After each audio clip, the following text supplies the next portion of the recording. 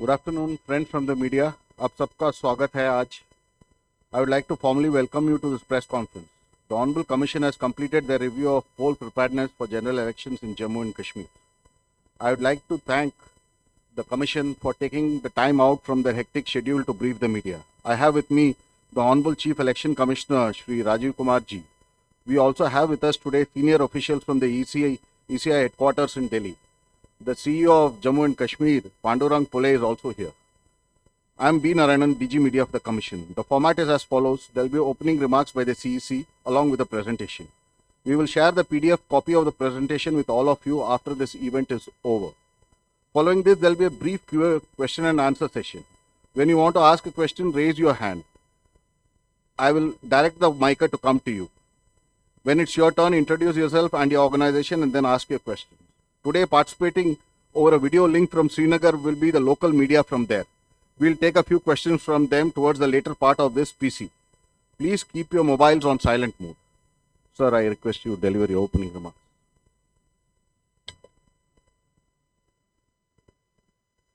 Thank you very much.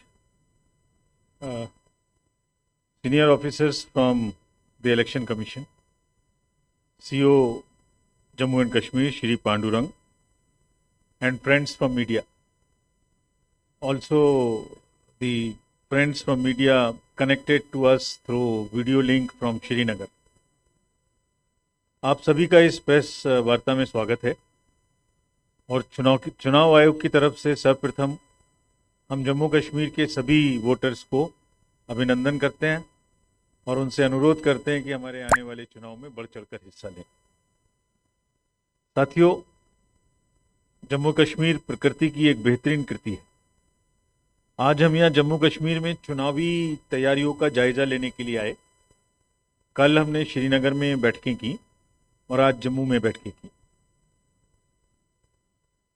इस सब में क्या हुआ इसका मैं एक विवरण आपको दूंगा, बट उससे पहले आप सबके माध्यम से मेरी सभी मतदाताओं से गुजारिश है कि वो चुनाव के इस त्यौहार में बढ़ के हिस्सा लें और ख़ास तौर से यूथ से। हमने बहुत सारे यूथ वोटर्स को जोड़ा है अपने वोटर लिस्ट में। मैं बताऊंगा किस प्रकार से। तो नौजवानों के साथ साथ राजनीतिक दलों को भी इस लोकतंत्र के महापर्व में भाईचारे और अमन के माहौल में लोकतांत्रिक त्यौहार के रूप में इसे मनाएं, ऐसा सबसे हमारा अनुरोध है। हम बिल्कुल दृढ़ संकल्प हैं, बिल्कुल कमिटेड हैं। जो चुनाव हम कराएंगे JNK में भी और पूरे देश में भी, जिसकी तैयारी पूरे देश में चल रही है। ये हमारा लास्ट विजिट है। स्टेट्स को हम विजिट कर चुके हैं काफ़ी। बिल्कुल पीसफुल, प्रलोभन मुक्त और अधिक से अधिक भागीदारी के साथ कराएं, ऐसा तैयारी हमने की है। और ऐसा हम क्यों कह रहे हैं इसका भी विश्वास आपको कैसे हो ये भी आपको बताएंगे। 24 के लिए, असेंबली इलेक्शंस के लिए, पार्लियामेंट्री इलेक्शंस के लिए देश में जहां जहां बुक्ड हैं, 24 में काफ़ी सारे हैं, उन सब के लिए हम तैयार हैं। पिछले 2 दिनों में सबसे पहले हमने राजनीतिक पार्टियों से बातचीत की। तो श्रीनगर में हमारे पास में जो राजनीतिक पार्टी मिलने आई उन्होंने क्या कहा ये मैं आपको बताऊंगा। उसके बाद DM SP से, IG से, ADG से हमने डिस्कशन किया, उन्होंने निर्देश दिए। उसके बाद में जितनी एनफोर्समेंट एजेंसी हैं सेंट्रल गवर्नमेंट और स्टेट गवर्नमेंट की, उनसे आज जम्मू में मीटिंग की और फिर CS DG और उनके सारे साहिबान से मुलाकात की। तो सबके साथ क्या हुआ, उन्होंने क्या कहा, ये मैं आपको विस्तृत बताऊंगा। तो हमसे नेशनल पार्टीज़ में BJP, CPIM और इंडियन नेशनल कांग्रेस मिलने आई और उसके अलावा स्टेट रिकॉग्नाइज्ड पार्टी में national conference, JK, PDF, PDP party भी मिलने आए। तो इन्होंने हमसे क्या मांग की है मैं पहले उनकी तरफ से आपको बताता हूँ। पार्टीज का कहना था कि चुनाव बिल्कुल निष्पक्ष और पारदर्शी तरीके से कराए जाएं, उसमें भेदभाव ना हो। कुछ पार्टियों को ऐसा सोचना था कि प्रशासन एक तरफ कार्य कर सकता है, इसलिए ये निश्चित किया जाए कि वो लेवल प्लेइंग फील्ड सुनिश्चित करें। उनका ये भी कहना था, लगभग सबका, काफ़ी लोगों का, कि हालात ठीक होने की वजह से पीपल्स रिप्रेजेंटेटिव को सामने आना चाहिए लोगों का जो बीच में नुमाइंदे हैं उनको रहना चाहिए, आवामी हक मिलना चाहिए और चुनाव जल्दी से जल्दी कराए जाने चाहिए। चुनाव में लेवल प्लेइंग फील्ड मैंने बताई शुरू हो। पार्टीज का ये भी कहना था कि जो सिक्योरिटी का अरेंजमेंट कैंडिडेट्स को या पॉलिटिकल पार्टी को मिलता है वो सबको समानता से नहीं मिल रहा है। कुछ पार्टी को ज़्यादा मिल रहा है, कुछ को उतना नहीं मिल रहा है, वो भी उन्हें सबको मिलना चाहिए ताकि वो खुल के अपनी कैंपेनिंग कर सकें। उन्होंने कुछ ऐसे भी अपने तजुर्बे साझा किए चुनावों के संबंध में जो डीडीसीए के चुनाव के समय में आए थे, जिसमें उनका कहना था कि लेवल प्लेइंग फील्ड नहीं हो पाई थी, बहुत से कैंडिडेट्स को निकलने नहीं दिया गया, इस टाइप की चीज़ें उन्होंने हमसे कही। एक नेक्स्ट पॉइंट उनका कहना था कि जब हम कुछ परमिशंस लेने जाते हैं या सुविधाएं लेने जाते हैं तो उसमें डिस्क्रिमिनेशन का स्कोप प्रशासन के पास रहता है, तो हमें सबको बराबर समानता के साथ में सुविधाएं मिलनी चाहिए। कुछ पॉलिटिकल पार्टी का ये मांग था कि जो माइग्रेंट्स हैं उनकी व्यवस्था की जाए, वो जहां भी हैं कैंप्स में उनको अच्छे से वोटिंग कराई जाए, उनकी वोटिंग परसेंटेज कम होती है। उनका कहना था कि जम्मू में भी हैं, दिल्ली में भी हैं और श्रीनगर में भी हैं।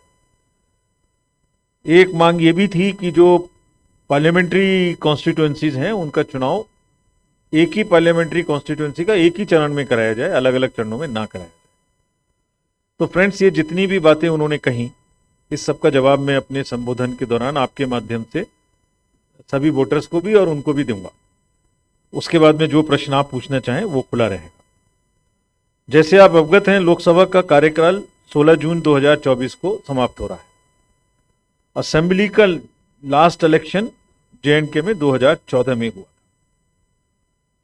जेएंडके में लोकसभा की 5 सीटें हैं, जिसमें से सभी जनरल सीटें हैं, और असेंबली में 74 हैं जनरल, टोटल 90, 9 एसटी और 7 एससी। अगर टोटल मतदाताओं की बात की जाए जेएंडके में तो 86.9 लाख मतदाता हैं, जिसमें से मेल 44 और फीमेल 42 लगभग बराबर है। पीडब्ल्यूडीज जो हैं वो हमने अपने इलेक्टरल रोल में खास तौर से मार्क किए हैं ताकि उनको भी वोटिंग सुविधा दे सकें। वो 67,000 हैं और 85 ईयर्स से ऊपर के 77,290 वोटर्स हमारे पास जेएंडके में हैं। और आपको जान के खुशी होगी कि उसमें से 100 साल से अधिक के वोटर भी 2,886 हैं। I mean it's a good sign for the society कि हमारे इतने बुजुर्ग अभी वोटर के रूप में हमारे साथ हैं और हमें अपना सबको जो उन्होंने योगदान दिया है उसको आज भी लोकतंत्र में वोट देके वो पूरा करते हैं। फर्स्ट टाइम वोटर्स जो हैं 18 से 19 साल की एज में, वो भी लगभग 3.4 लाख हैं। तो ये एक हुआ ओवरव्यू ऑफ दी वोटर्स। अगर इसमें महिलाओं की संख्या देखें तो इसमें निरंतर जेंडर रेशियो में बढ़ोतरी हुई है, जो अब 954 है, यानी 100 पर 954 महिला मतदाता हैं।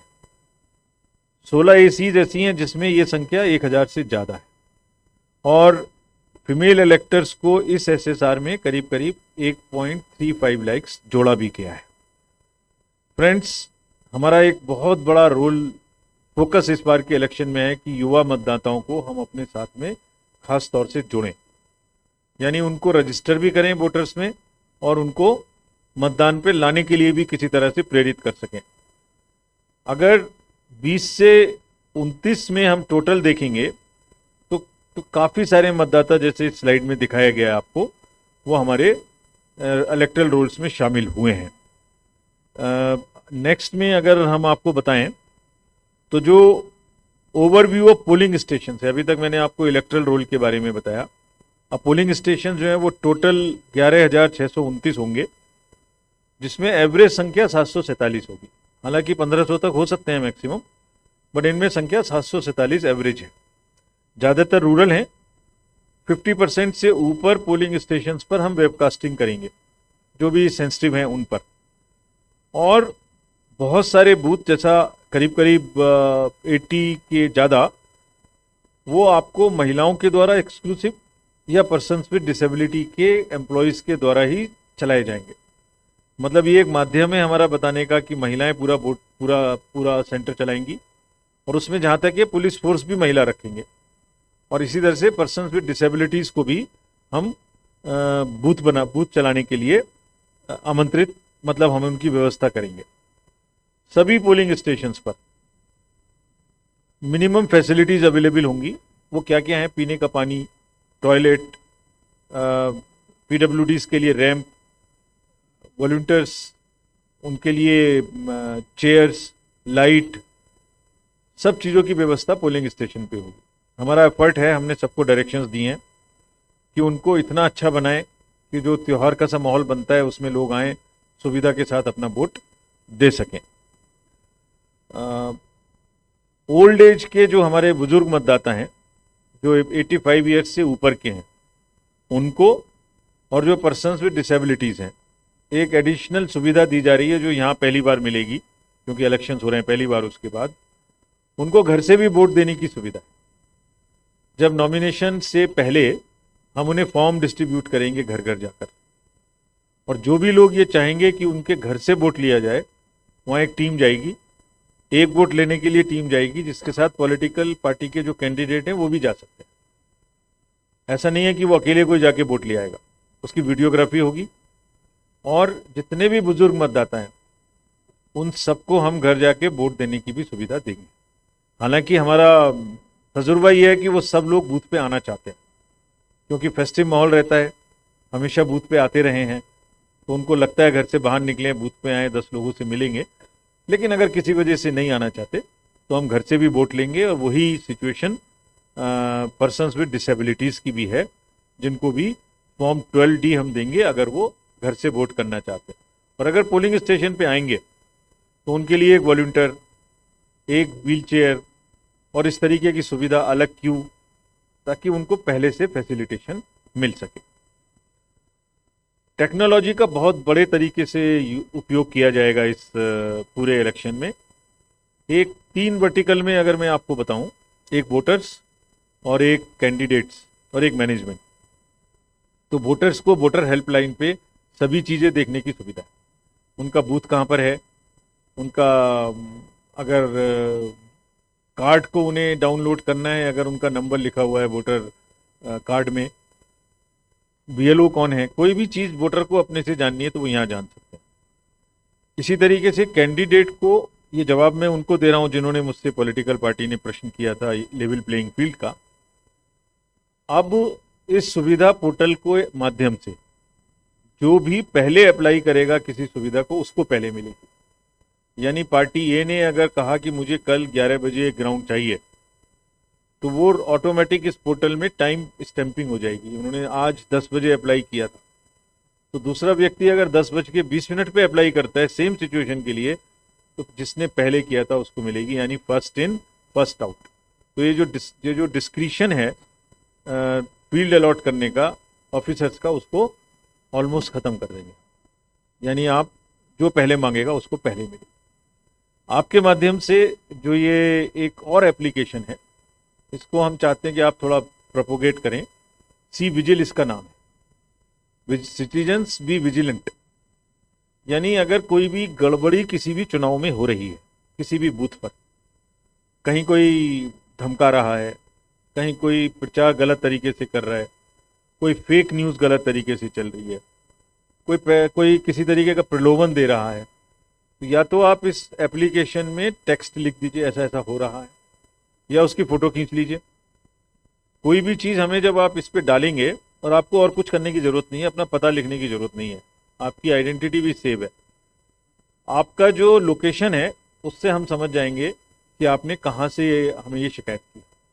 विदिन 100 मिनट्स जो भी हमारी नज़दीक की टीम होगी, फोर्स FST SST की, वो वहाँ पहुँचेगी, जांच करेगी, निदान करेगी, बात सही थी आपकी, बात गलत थी आपकी, पार्शियली सही थी, और उस पर पोस्ट भी करेगी कि हमने 100 मिनट में आपकी कंप्लेंट को कैसे निपटाया।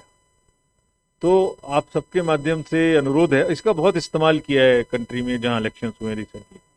बहुत सारी जो इलीगल इरेगुलर प्रलोभन थे उनको पकड़ने में भी मदद मिली है हमें बहुत। तो यहाँ के वोटर्स तो बहुत जागरूक हैं। अगर हमें इसमें सूचना देंगे तो कार्रवाई हमारी तरफ से 100 मिनट में गारंटेड रहेगी। ये एक अनदर इम्पॉर्टेंट एस्पेक्ट है नो योर कैंडिडेट ये एक एप्लीकेशन है। तो मतदाता का अधिकार है कि वो जाने मेरा कैंडिडेट कौन है। अगर किसी का कोई क्रिमिनल बैकग्राउंड है तो उन्हें इस पर बताना पड़ेगा अपने एफिडेविट में, और 3 बार न्यूज़पेपर्स में हर कैंडिडेट को ये देना पड़ेगा कि भाई मेरे ऊपर में ये आरोप हैं, ये मेरे ऊपर केस चल रहा है। उसको पब्लिश भी करना पड़ेगा और उसको टीवी में भी देना पड़ेगा। और हम आपको जानकारी इस नो योर कैंडिडेट एप्लीकेशन जो है हमारा मोबाइल का, इससे सूचना देंगे कि प्लीज़ अपने कैंडिडेट को देखिए, उनके असेट्स और लायबिलिटी भी देख लीजिए, वो क्योंकि उन्होंने जो एफिडेविट में दिया है वो उसमें लिखा हुआ है। उनकी फ़ोटो देखिए, उनके बारे में जानिए, और अगर उनकी कोई क्रिमिनल बैकग्राउंड है तो वो भी देखिए। पॉलिटिकल पार्टी को भी ये बताना पड़ेगा कि उन्होंने क्रिमिनल बैकग्राउंड के कैंडिडेट को ही क्यों चुना। ऐसी क्या मतलब थी जो उन्हें और कोई कैंडिडेट नहीं मिला, उन्हें भी पब्लिश करना पड़ेगा। तो ये इसलिए कि ताकि अपने कैंडिडेट को जानने का मौका आपको मिले। ये भी हमने एक एप्लीकेशन इंट्रोड्यूस किया है। जितनी एनफोर्समेंट एजेंसीज हैं they are all on this system, so that वो एक साइलो में काम ना करें और एक साथ मिलके वो क्या कर रही हैं, कितना पैसा पकड़ रही हैं, कितना आर्म्स पकड़ रही हैं, कितनी ड्रग्स पकड़ रही हैं, कितनी चीज़ों को रोक रही हैं, उसका हम ऑनलाइन क्विकली जानकारी ले सकें। पूरी स्टेट में जो भी चेक पोस्ट हैं उसका डिटेल्स यहाँ है। जो इंटरनेशनल बॉर्डर्स हैं, इंटरनल बॉर्डर्स हैं, उनमें सब में विजिल काफ़ी मात्रा में बढ़ाई जाएगी, और जो 47 इंटर स्टेट चेक पोस्ट हैं और करीब करीब 385 इंटरनल चेक पोस्ट हैं। तो फोर्सेज उनको 24/7 चेक करेंगी। कोई भी किसी भी तरीके की गलत एक्टिविटी करने का जो प्रयास करेगा उस पर ये लोग 100% नजर रखेंगे। इंड्यूसमेंट फ्री इलेक्शंस कराने के लिए आज हमने सुबह में एनफोर्समेंट एजेंसी से बैठक की, जिसमें income tax, customs, DRI, narcotics, BSF, excise, liquor, bank, RBI, police, सबको इकट्ठा एक साथ बैठक की। एयरपोर्ट्स, सिविल एविएशन, क्या उनसे कहा ये मैं आपको बताता हूं। कोई भी मनी का जो कंट्रोल है उसको रोकने के लिए वो काम करेंगे। No irregular illegal use of money should take place during the elections. वैसे यहाँ शिकायत कम है, लेकिन फिर भी लिकर, कैश, फ्रीबीज की कोई घटना ना घटे, वोटर्स को कोई प्रलोभन ना दिया जाए, इस पर सभी डिपार्टमेंट्स कॉन्टिन्यूसली कार्य करेंगे। खास तौर से जो ड्रग्स या कैश, इस तरीके का जो भी मूवमेंट, गोल्ड, उसको खास तौर से ध्यान रखा जाएगा। एयरपोर्ट्स पर भी, रोड्स पर भी, रेलवे पर भी, नेशनल बॉर्डर्स में भी, इंटरनेशनल बॉर्डर्स में भी, चेक पोस्ट में भी, एफएसटी के द्वारा भी। इंटरनेशनल और नेशनल जो इंटर स्टेट बॉर्डर्स हैं उन पे विजिलेंस सेटअप करके एक्स्ट्रा बढ़ाई जाएगी। जो भी एयर स्ट्रिप्स हैं या जो भी हेलीपैड्स हैं, उनमें अगर कोई भी अनचार्टर्ड फ्लाइट्स आएंगी तो ऐसा नहीं है कि उन अनचार्टर्ड फ्लाइट्स में कोई बाहर से सामान लेके कुछ आ जाए और यहाँ उसका मिसयूज करे। उसकी भी चेकिंग के स्पष्ट निर्देश bureau of civil aviation security की गाइडलाइंस के अनुसार सब डिस्ट्रिक्ट्स अपने अपने एरिया में हेलीपैड्स की चेकिंग करेंगे। ये भी उनको स्पष्ट निर्देश दिए गए ताकि लेवल प्लेइंग फील्ड भी रहे। Similarly excise, transport, forest, all of them will work. GST will also very strongly work to see through the analytics यहाँ पर कोई अनयूजुअल ट्रेंड तो नहीं है गुड्स के आने का। मतलब 360 डिग्री से, चाहे वो पूरी इकोनॉमिक एक्टिविटी पे ड्यूरिंग दी इलेक्शंस ध्यान रखा जाएगा।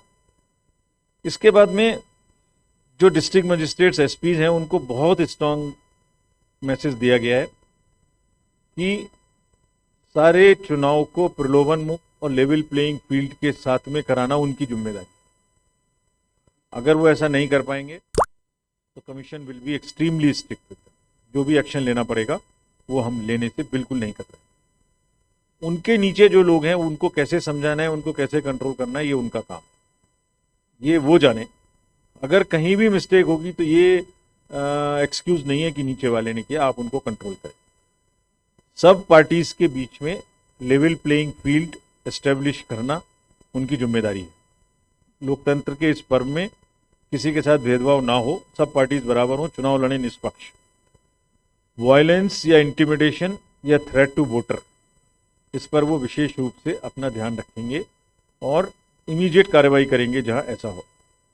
जैसा मैंने सुविधा ऐप के समय बताया था, जो भी ग्राउंड्स देनी है, मीटिंग प्लेस देनी है, गाड़ियां देनी है, झंडे की परमिशन देनी है, वो सब सबको बराबर रूप से देंगे। ये सुनने में नहीं आना चाहिए हमें कि किसी पार्टी को दिया या किसी पार्टी को नहीं दिया या देने में देर लगाई।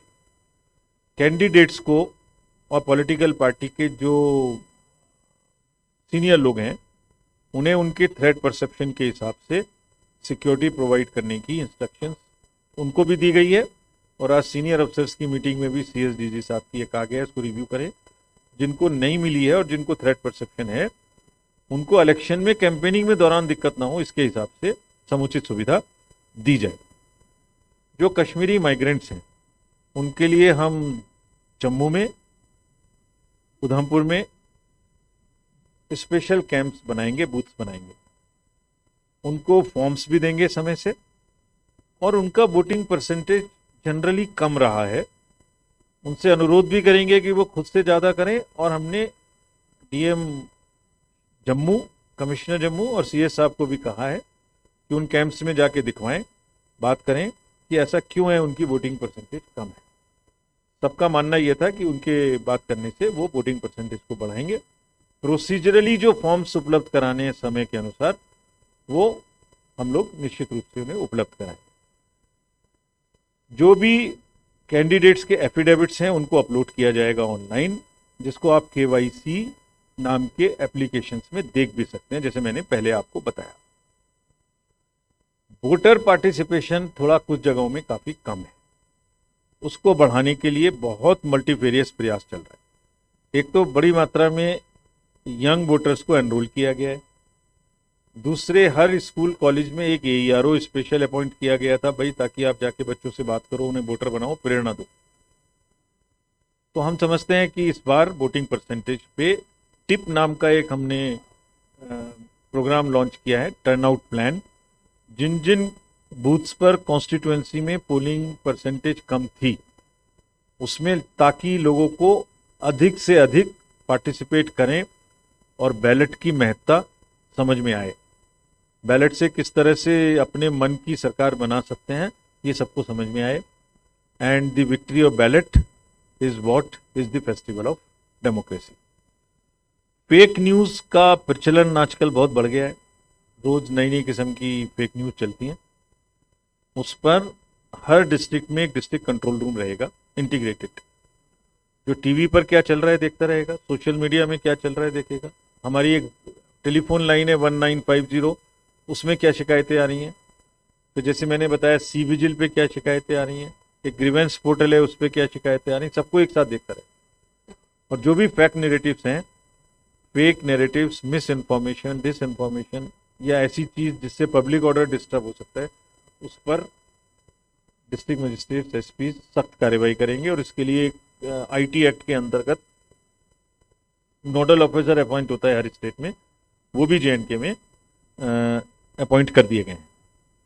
तो फ्रेंड्स, अपनी बात को समाप्त करते हुए मैं आप सबको यही आश्वस्त करना चाहता हूं कि चुनाव बहुत निष्पक्ष, बहुत भयमुक्त तरीके से और आप सब लोगों के माध्यम से इस अपील के साथ कि लोग ज़्यादा से ज़्यादा पार्टिसिपेट करें। हमें कोई गलती हो रही हो तो बताएं। इस सब के साथ में मैं सभी स्टेक होल्डर्स का, सभी पॉलिटिकल पार्टीज का, कैंडिडेट्स का, वोटर्स का, आपका सबका अभिनंदन करता हूं और बड़े से बड़े रूप में पार्टिसिपेट करने के लिए इनवाइट करता हूं। Thank you very much.